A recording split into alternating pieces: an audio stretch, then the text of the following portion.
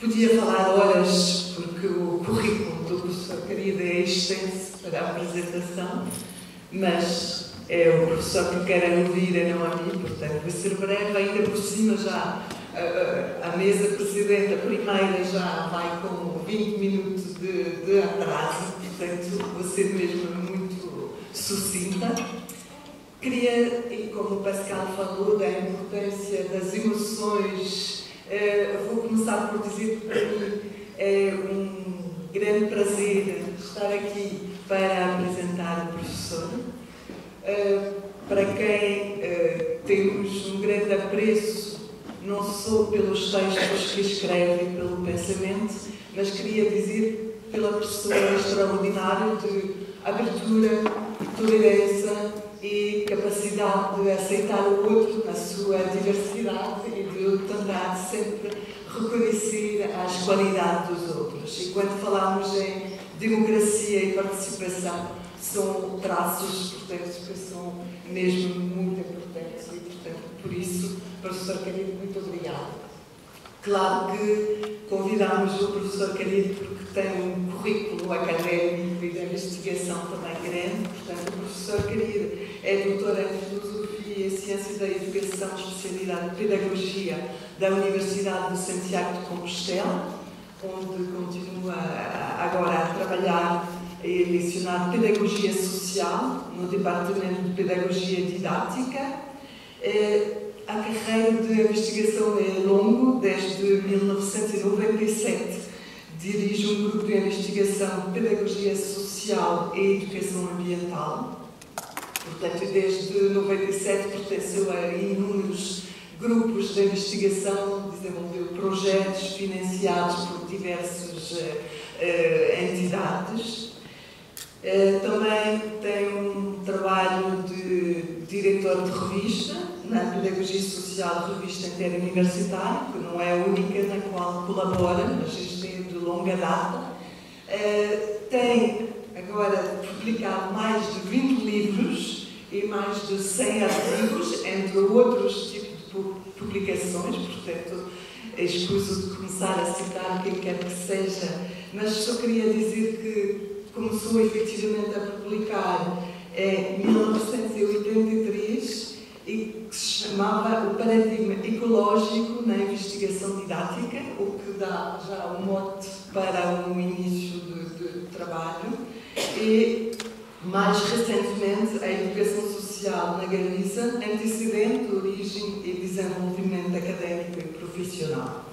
Portanto, as temáticas de cidadania, ecologia, sustentabilidade, transformação social, ócio, inclusão social, desenvolvimento comunitário estão no cerne, portanto, dos seus trabalhos, das suas inquietações e das suas respostas, portanto, que vai partilhar connosco as inquietações, talvez, numa, portanto, intervenção que, como disse o Pascal, tem uma parte, portanto, de utopia, de direção, portanto, para melhorar o que a animação sociocultural pretende da sociedade.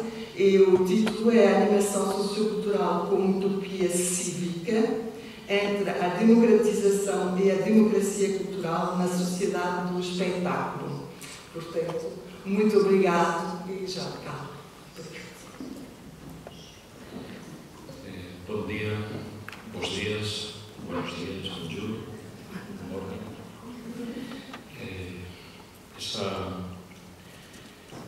Ese convite que se facía ás linguas a min me levaría inevitablemente, emocionalmente, a conversar, a falar en galego.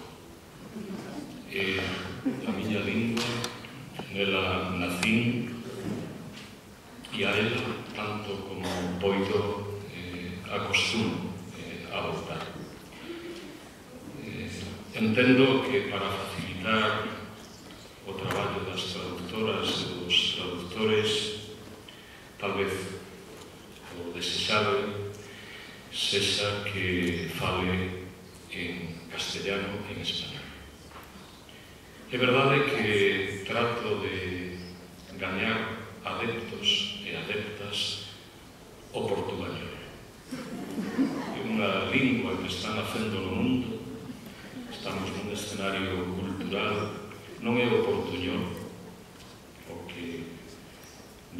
fronteiras, especialmente no Río Grande do Sul, Uruguai, Argentina, en todas as raias procuran darse a oportunidade do entendimento a través das palabras, mas fica feito o convite. O que estou falando agora é portugués,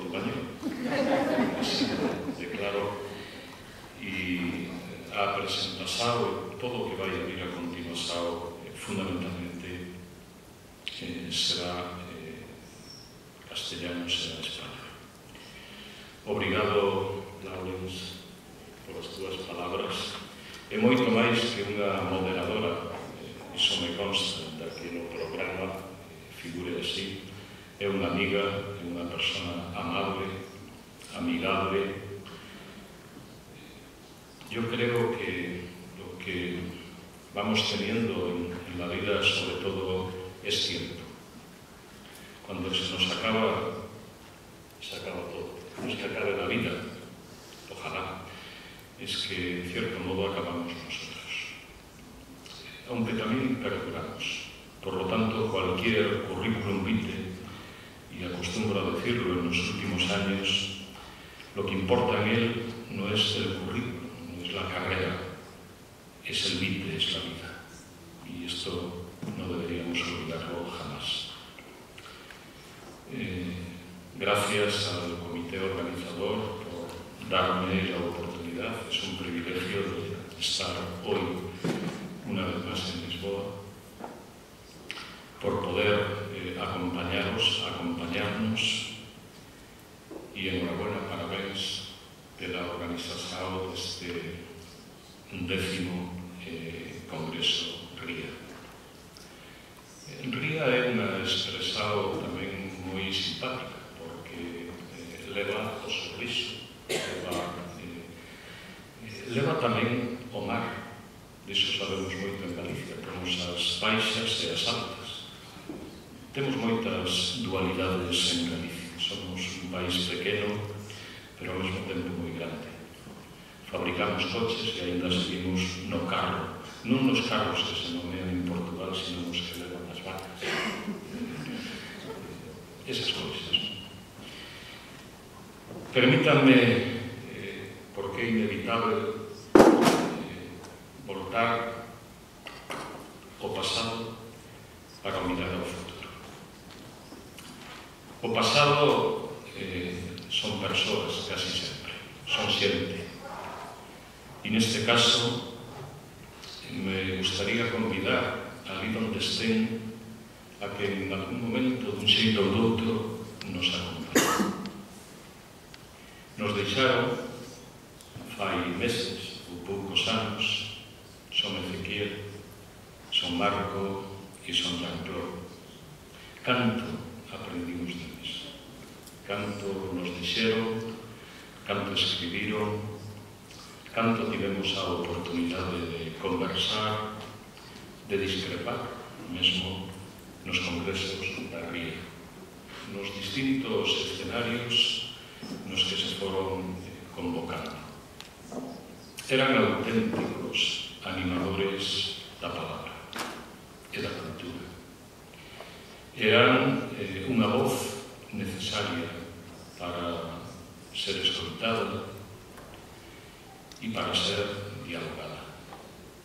Eu os identifico acudindo a palabras de un autor holandés, Rutger Bregman, como realistas utópicos.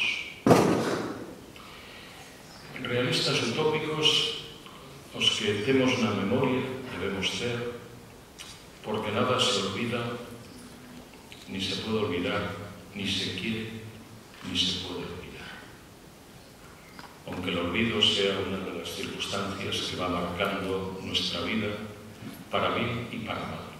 Afortunadamente olvidamos, pero desgraciadamente a veces el olvido como enfermedad nos llega y nos separa del mundo en el que vivimos, incluso de los más próximos, de aquellos con los que tenemos las emociones más afectivas. vaya para ellos, por ellos, su presencia entre nosotros y también, claro, la posibilidad de que, si nombramos la utopía,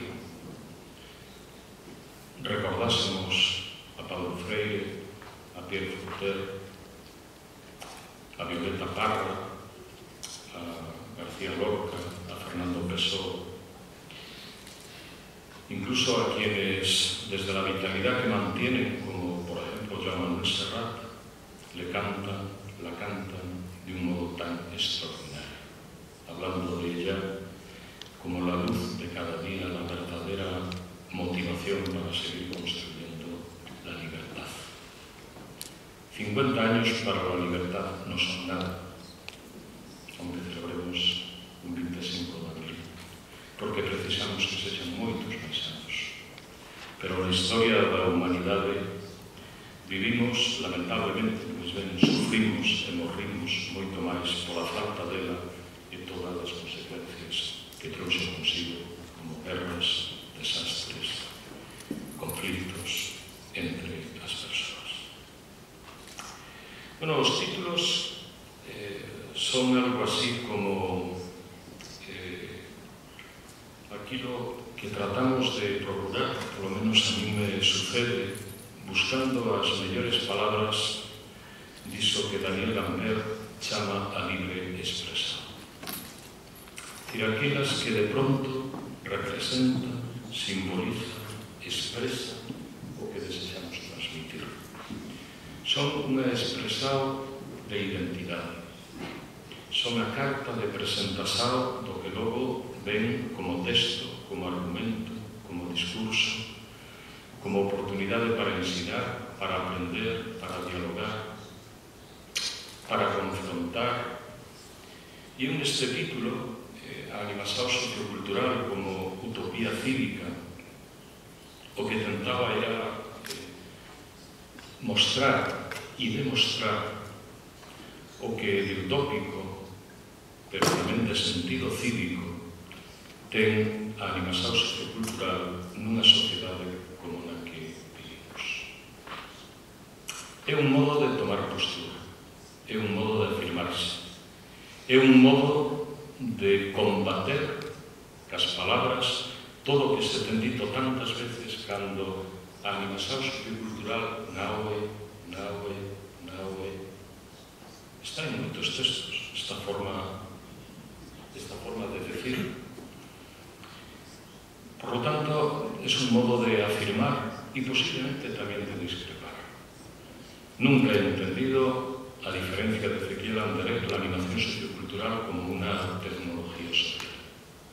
Por mucho que por lo tecnológico, más allá de los artefactos, podamos entender del conocimiento científico que se pone a disposición de todo aquello que significa resolver los problemas prácticos. Definición de Mario Buch.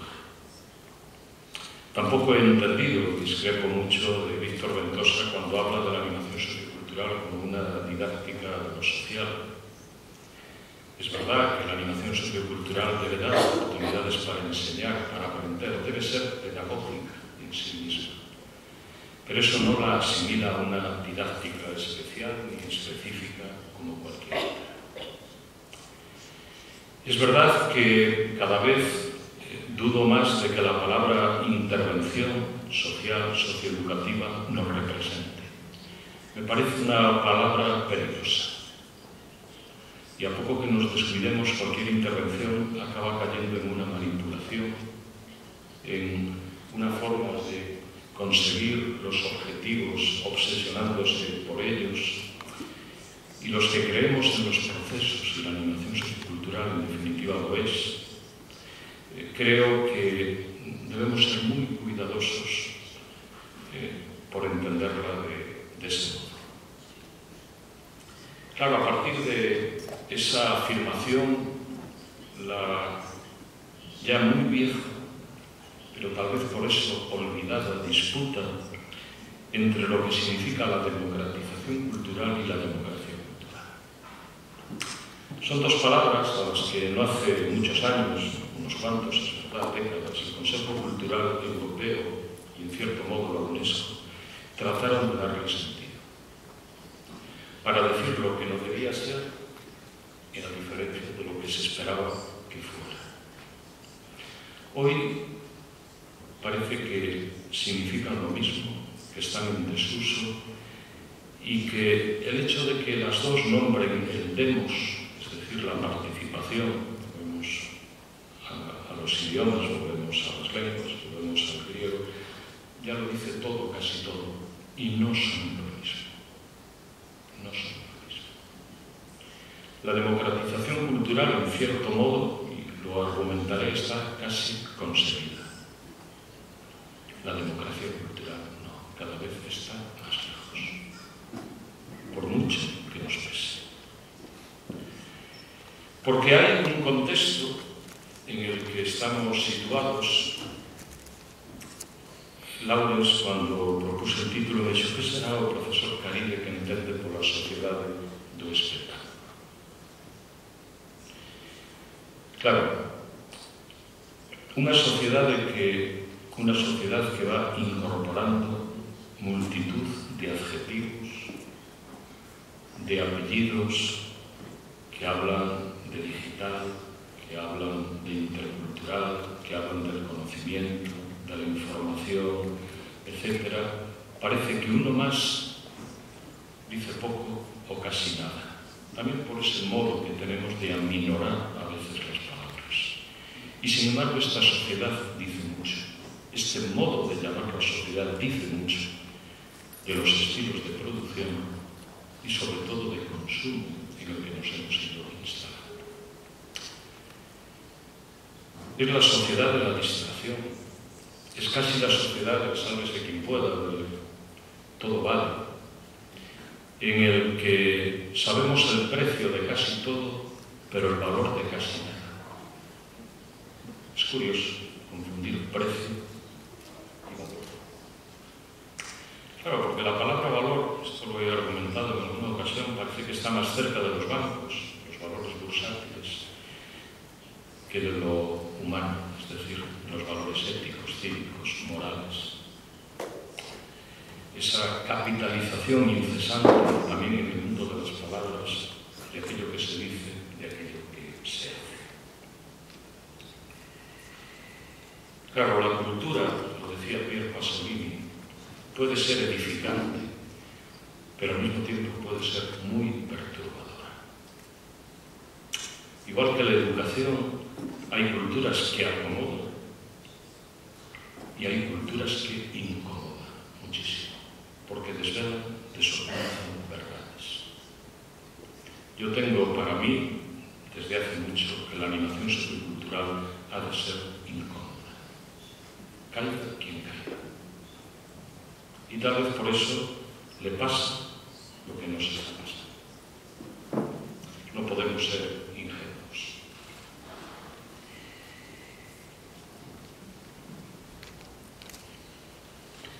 Si tuviera que resumir rápidamente, y voy a ir a textos que escribí o que recogí, sobre todo con la intención de ayudar también a los intérpretes, traductores, diría mucho de lo que podría ser el discurso al que me sumaría, en el que en cierto modo militaría, tiene que ver con lo que se ha escrito y lo que podemos leer en este libro magníficamente coordinado por la profesora Ana Novella y el profesor Antonio Alcántara. Voces con esencia. Pero la palabra esencia tiene muchas connotaciones. Puede simplemente referirse a un perfume y puede ser una cuestión meramente casi estética. Incluso puede que no se vea. La esencia puede ser aquella que también nos sitúa en las ortodoxias, las verdades que parecen inmutables, definitivas, incuestionables. En este caso quieren ser las verdades que siguen buscando algún tipo de verdad, si es que la verdad como tal existe. que trata de ser coherente entre lo que se dice y lo que se hace, que trata de entender una determinada forma de decir lo que es la cultura para luego llevarla a las culturas, y que, como se expresa en el texto, significa tomar posiciones, significa darnos la oportunidad de detenernos a pensar, a repensar lo que hacemos, lo que somos, lo que queremos, y de algún modo a sentir la incomodidad permanente con la distancia que existe entre lo que decimos de la animación sociocultural y lo que se hace en su nombre. A veces hay un verdadero abismo. Claro, decir todo esto significa que debemos dar un valor inmenso, todavía mayor a la formación y a todo lo que significa la profesionalización construida desde una formación de calidad. Inter, transdisciplinar. Y eso es muy complicado. Con la antropología, la historia, la economía, la filosofía, la pedagogía, la psicología, la sociología, etcétera, etcétera. Es un reto que no han sabido asumir ni las universidades ni los institutos politécnicos, que todavía seguimos prendidos del fraccionamiento de las disciplinas académicas. Y como decía Jorge Balans, la realidad no tiene la culpa de que las universidades parcelen el conocimiento. Significa tomar voz, significa dar voz, significa conciliar los hechos con las palabras, volver a las esencias dialogadas, a las posiciones críticas, reflexionadas. Significa crear conocimiento para dotar de contenido formador y transformador a las prácticas. Significa asumir los compromisos y las responsabilidades que implica cambiar el mundo para que sea mejor, más amable, sostenible, habitable, equitativo, justo, pacífico.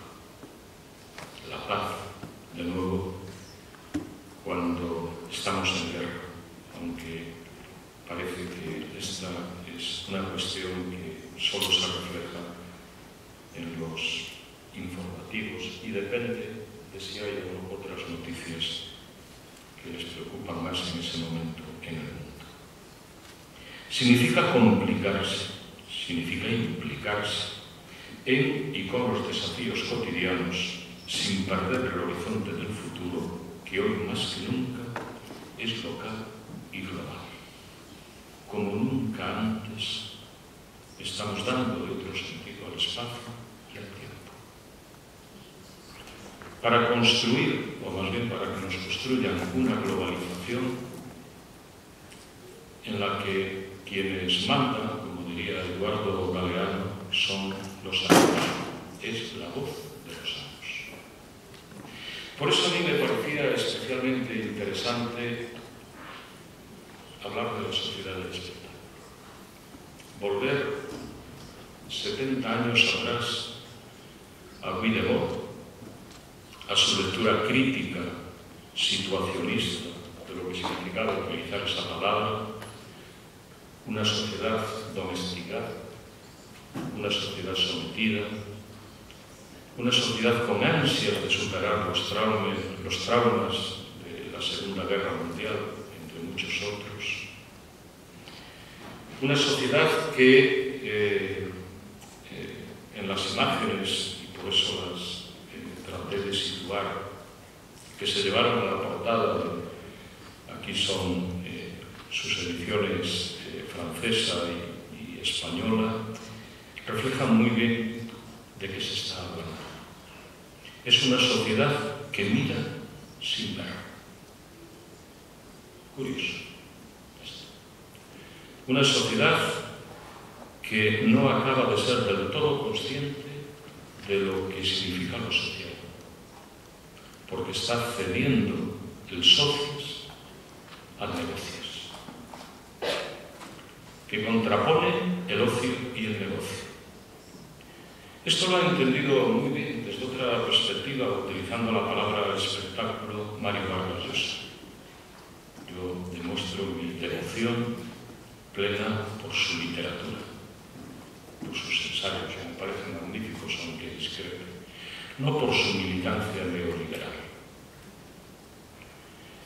Digamos que si admitimos las discrepancias, podemos entender que efectivamente se puede tener un pensamiento con ese perfil.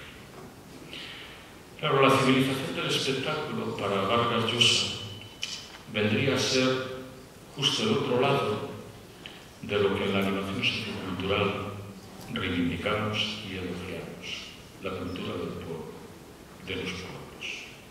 Él defiende una cultura elitista, la cultura que según él perdió las esencias, la cultura de la ópera, del teatro, de los lectores cultivados, de los ilustrados.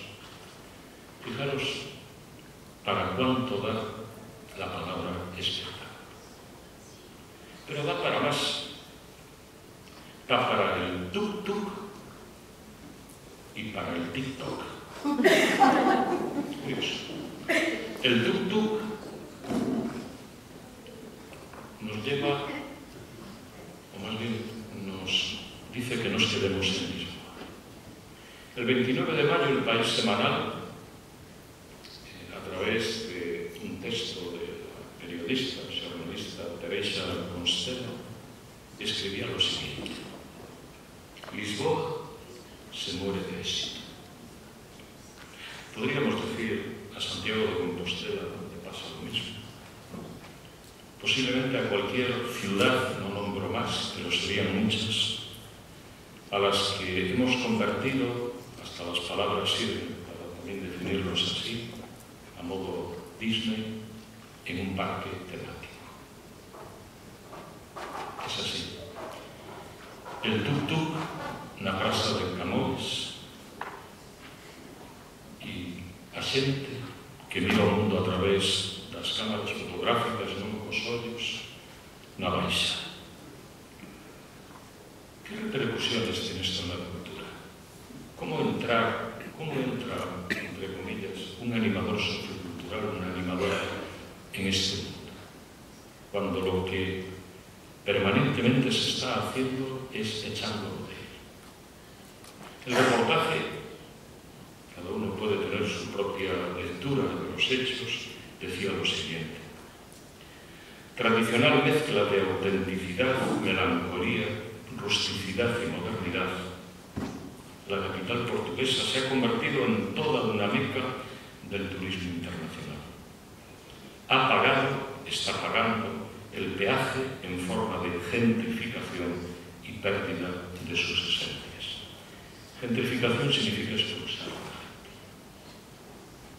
significa quitarles sus casas, significa borrar todo lo que ha sido sus vidas, muchas de décadas, porque son personas mayores.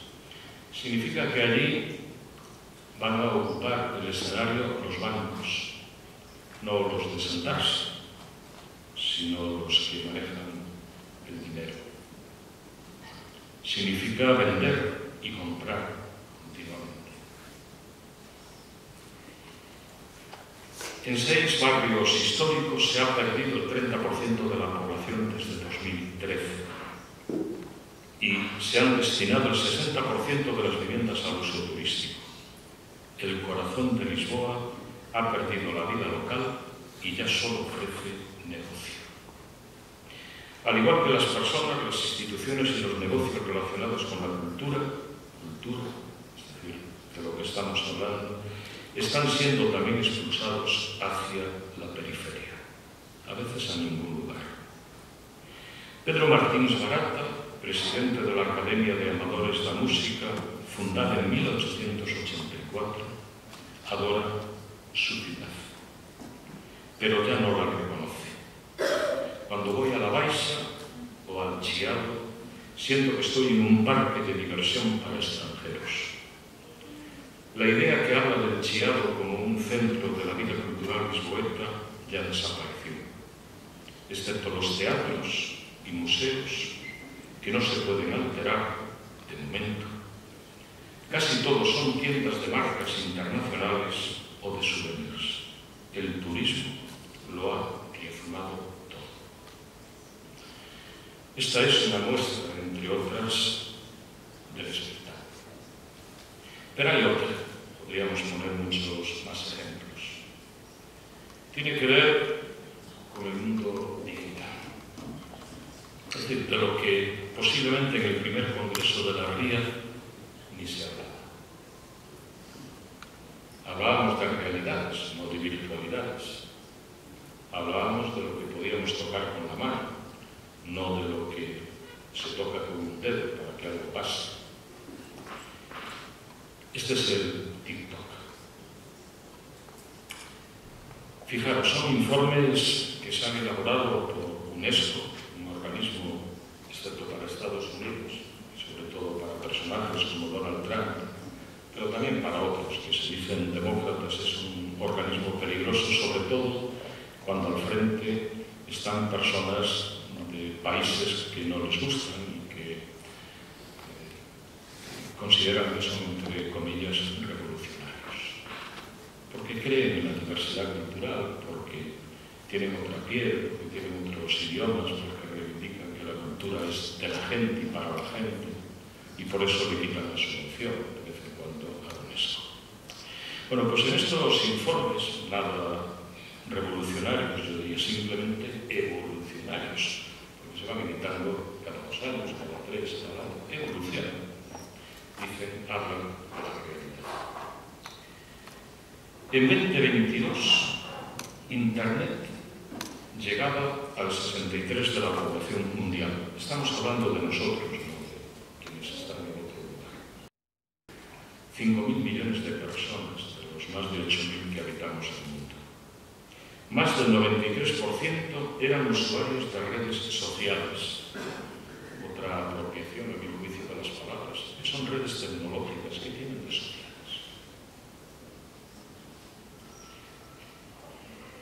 La cantidad de datos que se crearán, capturarán, copiarán y consumirán en todo el mundo es de 97 zettabytes, que no sé ni lo que es, pero debe ser muchísimo.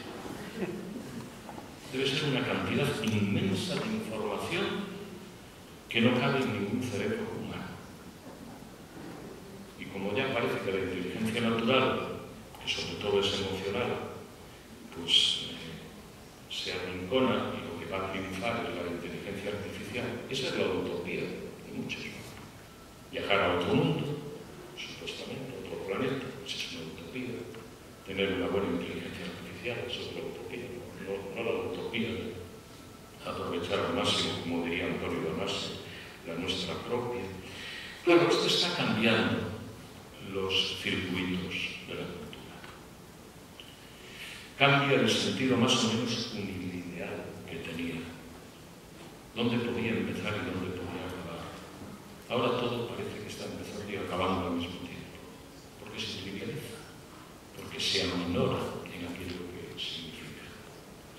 Y buscamos estrategias, claro, comenzando por los planes estratégicos, comenzando por los objetivos del desarrollo sostenible antes del milenio, que parecía una exageración. Vamos a tener objetivos para un milenio entero, así.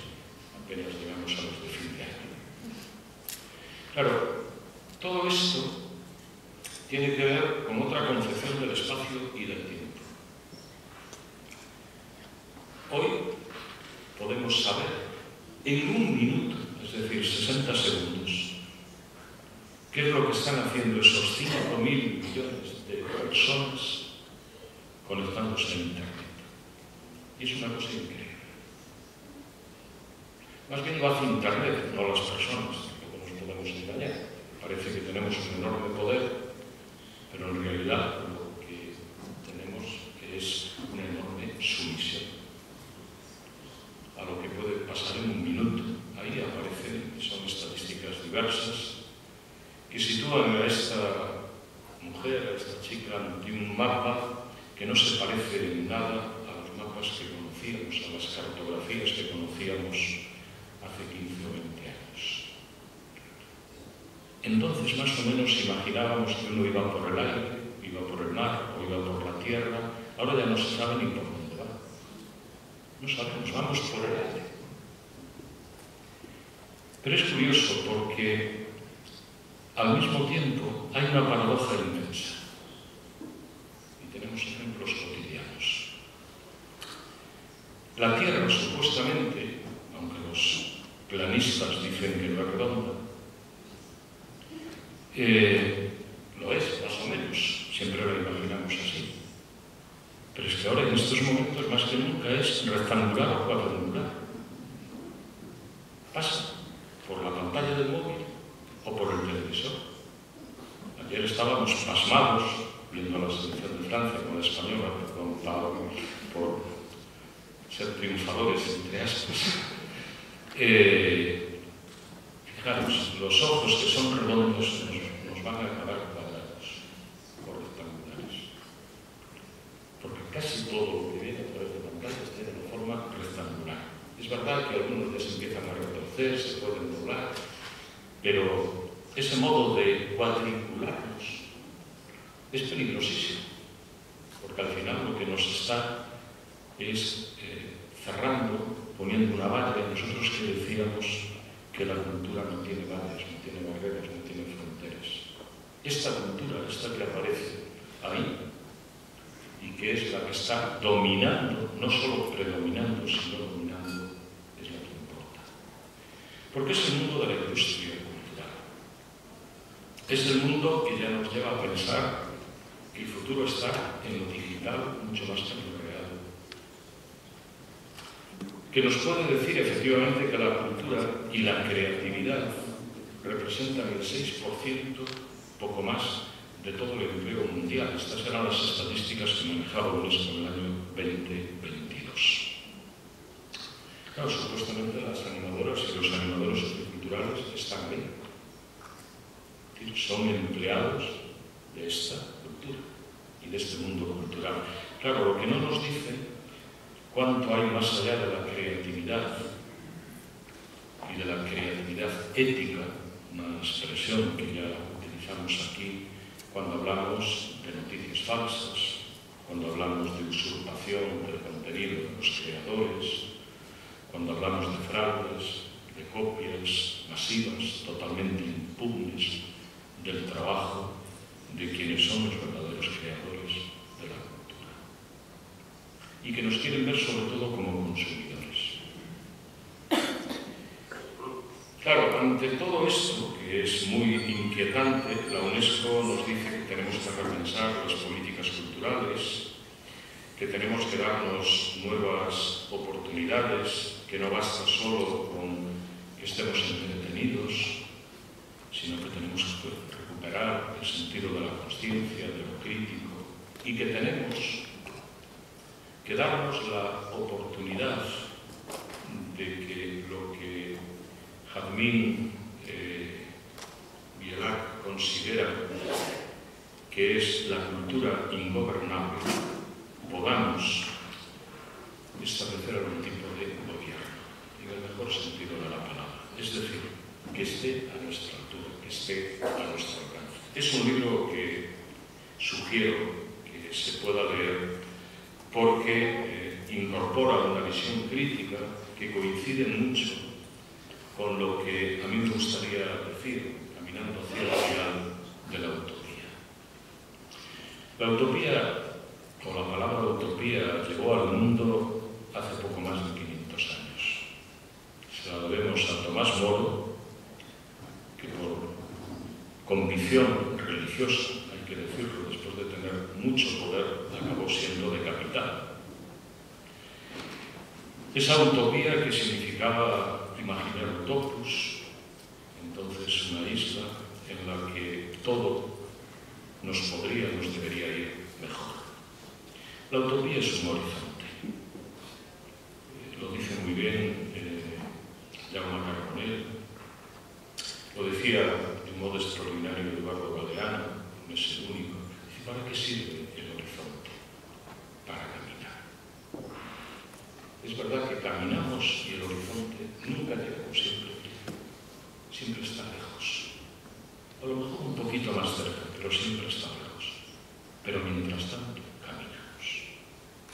Y la utopía tiene ese sentido, debe tener. Decía George Steiner, maestro de maestros, un hombre con el que también podríamos polemizar mucho, en su libro En el castillo de Barba Azul. Barba Azul era un personaje diabólico en un cuento de hadas de Charles Perrault. Decía: la cultura desprovista de un horizonte utópico pierde su razón de ser para dar sentido al presente. ¿Para qué sirve la cultura si no es para pensar y hacer posible un mundo mejor? Y yo lo que vengo a decir aquí es que la utopía es un elemento consustancial a la animación sociocultural, porque es una oportunidad para el cuestionamiento crítico del mundo que tenemos frente al que imaginamos, para construir una convivencia que trascienda la mera existencia, para agrandar los derechos humanos y la dignidad en lugar de aminorarlos. Y esto recuerda las connotaciones políticas de la cultura, que se olvidan con frecuencia. La cultura, por ser una práctica social, es inevitablemente política, igual que la educación. Mostraba y argumentaba, sin necesidad de ser un político, decía él, sino un educador de un modo magnífico, Pablo Freire. Esto nos llevaría con Antonio Monegal a decir que esa utopía en una sociedad de consumos masivos, la libertad no puede reducirse a decidir qué consumimos. La libertad no puede ser aquella que va asociada a la capacidad que tienen las personas, muy desigual, un mundo que tiene más de 1.000 millones de personas en extrema pobreza. Nunca se dan las cifras de los que están en la extrema riqueza, pero son muy pocos. Son más fáciles de contar los de la extrema riqueza que los de la extrema pobreza. Además tienen nombres y apellidos muy claros. Yo no sé por qué las listas esas Forbes solo nombran a los 10 o a los 15 primeros, entre los que no se puede hacer nada, casi nada, y dejan por el medio a muchos otros. Antonio Monegal tiene un libro extraordinario, se lo recomiendo, en Editorial Acantilado. Habla de la cultura como el aire que respiramos. Si ese aire está contaminado, nos asfixiamos, morimos. Es lo que decía Marina Garcés para hablar de la cultura y de las políticas culturales como un modo de abrirlos posibles. Son los que nos llevan permanentemente a preguntarnos qué hay entre las realidades y los desafíos con los que decimos, ¿y qué es la animación? ¿Y qué es la cultura? ¿Y qué es el desarrollo? ¿Y qué es la participación? ¿Qué es la sociedad? ¿Qué es la ciudadanía? Son las que nos llevan efectivamente a buscar el tránsito entre la democratización cultural y la democracia cultural. Fijaros que la palabra animador o animadora hoy, yo en tiempos comencé entendiendo que un animador era el cantante de una orquesta en las fiestas de un pueblo. Se llamaba así. Luego empezamos a asociarlo a quien hacía actividades lúdicas en los hoteles, para los niños, sobre todo, también ahora para las personas mayores. Hoy, si buscamos la palabra animador, son los ilustradores gráficos y los que trabajan sobre todo en contenidos digitales. Los animadores socioculturales casi nunca aparecen asociados a ese sentido de lo que significa hoy ser animador o animar. Claro, todo esto significa recordarnos que es la animación sociocultural, significa recordarnos que hay, mirando al futuro, y esto simplemente voy a decirlo, la presentación queda por ahí para que si les interesa puedan leerla. Miren, en el año 2005,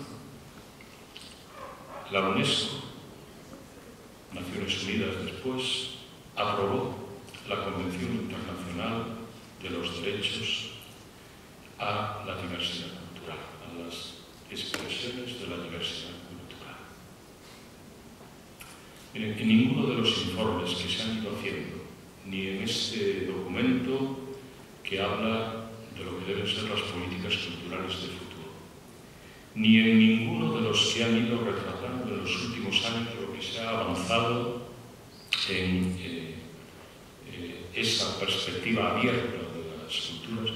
En ninguno se nombra la animación sociocultural. En ninguno. Esto es muy fácil hoy de identificar.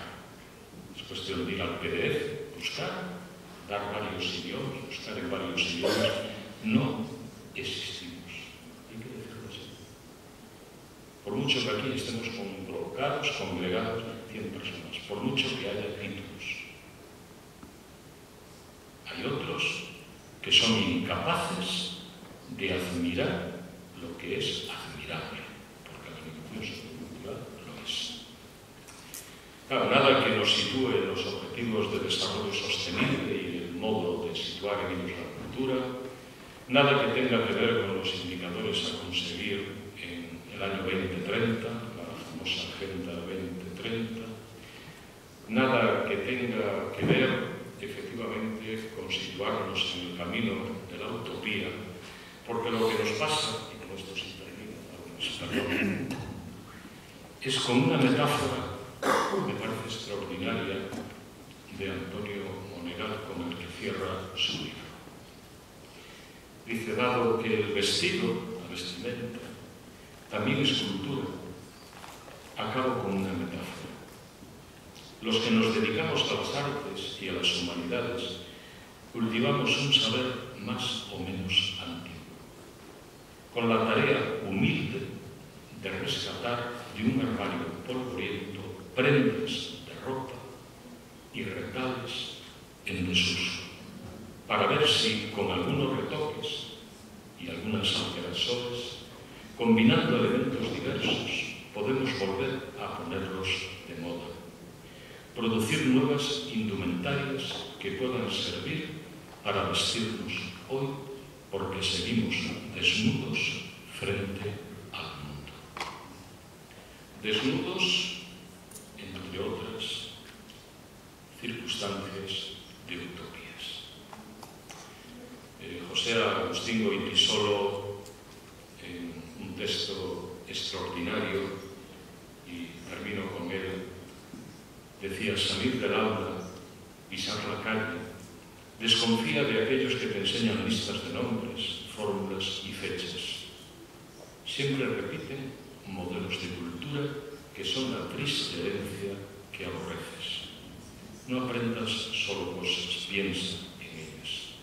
Construye a tu antojo situaciones e imágenes que rompen la barrera que aseguran existe entre la realidad y la utopía. Homero foi un intento de ruptura. Obrigado.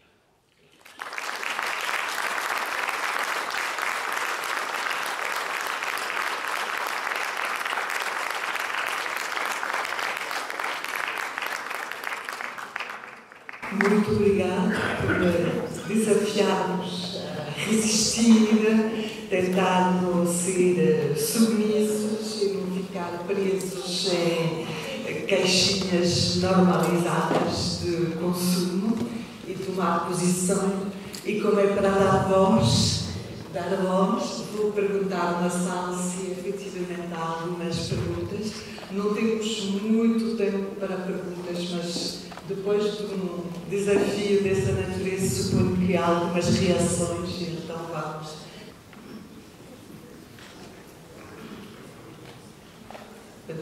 Os desafios foram tantos.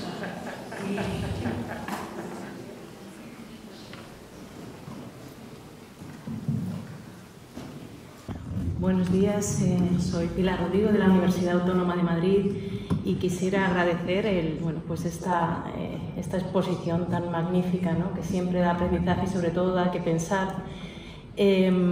A mí se me plantean muchísimos retos y sobre todo grandes retos por a quién nos enfrentamos, ¿no? Estamos hablando de poderosos, estamos hablando de masas, estamos hablando de una cultura que se adentra. Y como dices, Aquí sí que estamos muchas personas pensando en animación sociocultural, hemos sido profesionales también, por dónde empezar o por dónde avanzar, ¿no? Yo estoy aquí también y aprovecho, ¿no?, para contar que hemos iniciado un proyecto en la Universidad Autónoma de Madrid de una escuela de animación en la que, bueno, pues con esa intención de conectar la animación sociocultural y conectar muchas esencias y también de manera interdisciplinar. Y la pregunta concreta es esta, ¿no? ¿Por dónde iniciar, por dónde coordinar, por dónde sumarnos y por dónde avanzar quienes sí que tenemos, ¿no?, estas ganas de transformar o cambiar? Muchas gracias. Bueno, muchas gracias, Pilar. Fácil y al mismo tiempo muy complicado. A mí, si me preguntas hoy, y cara al futuro, por las palabras. Por rescatar las palabras que hemos tirado al cubo de la basura, o cubo de lixo. Esto lo dice magníficamente Luis García Montero.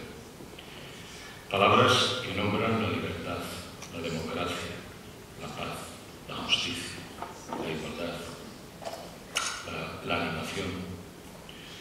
Porque son palabras que no solo hemos tirado, sino que hemos devaluado. Palabras que tienen que volver a construir sus mejores significados. Palabras que tienen que denunciar y reivindicar.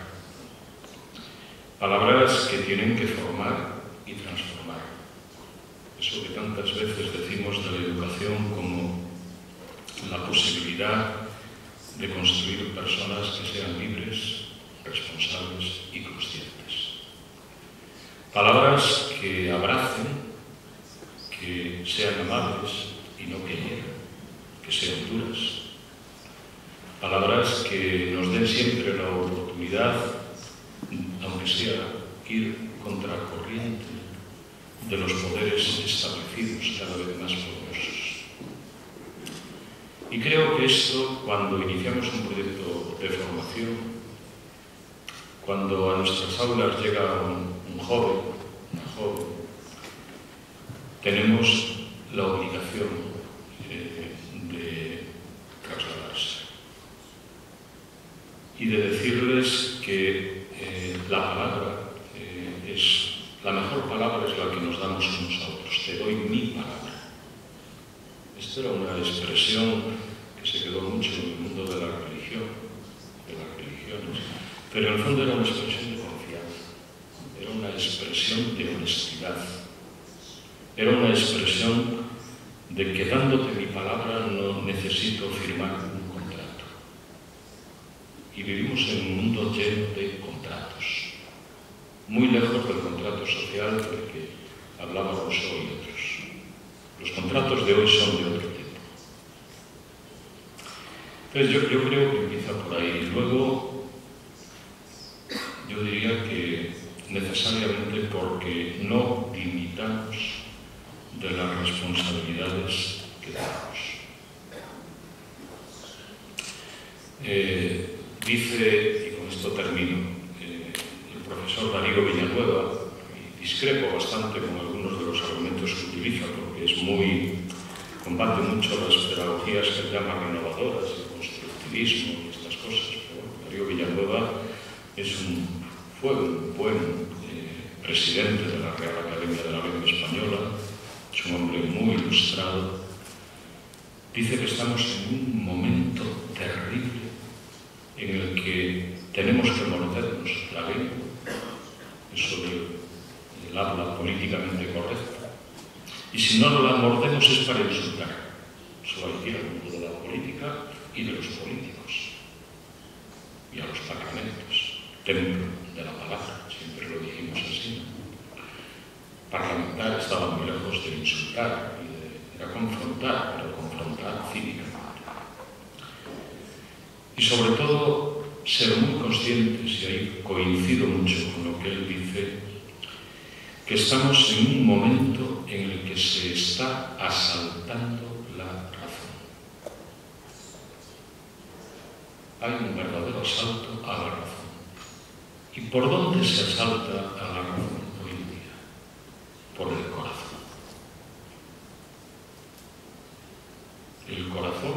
de las emociones, de los sentimientos, es donde más duramente se le está dando a las personas para que sean casi máquinas y para que su vida pase casi exclusivamente por lo que llevan en la mano, que esencialmente es un móvil. Que de móvil no tiene nada. La vida se la dan a nosotros, si la tienen, pero el problema es que se la estamos dando continuamente. En un minuto, de modo pulsivo, esto no lo diría así, hablando de las pulsiones Sigmund Freud, lo diría de otro modo, yo diría por ahí. Y con la palabra, recuperar la escritura y la lectura. Pero la escritura y la lectura de palabras largas, no de píldoras, no de Twitter, X o como se llame. Es decir, la lectura y la escritura que genera discurso y que no cansa, sino que deleita. Al final es la palabra, porque si cultivamos la palabra, cultivaremos los hechos. Y la palabra cultivar, esto termina, está en el origen de la palabra cultura. Etimológicamente, cultura es cultivar, es cultivarnos. Pero claro, si todos los cultivos los adquirimos en el supermercado, pues algo pasa. Y yo creo que nada bueno. Estos días, no, porque es una advertencia a todos nosotros, parece ser que a las universidades de la Comunidad de Madrid, pues aparte de los recortes, volvemos a eso, que no se nombre así, se las tacha de que son como un nido, pobres pájaros, ¿no? Es un nido de izquierdistas, de zurdos, dirían en Argentina, el sujeto llamado Milei. Claro, así estamos. A ideia de confiança, de conhecimento, de palavras. Convido os participantes para um intervalo, para poder efetivamente conversar, trocar, à volta de um café, de umas bolachas, talvez outras coisas mais. Portanto, e regressamos aqui ao meio-dia. Acho que 15 minutos é suficiente para conversarmos. Teremos mais tempo ao almoço.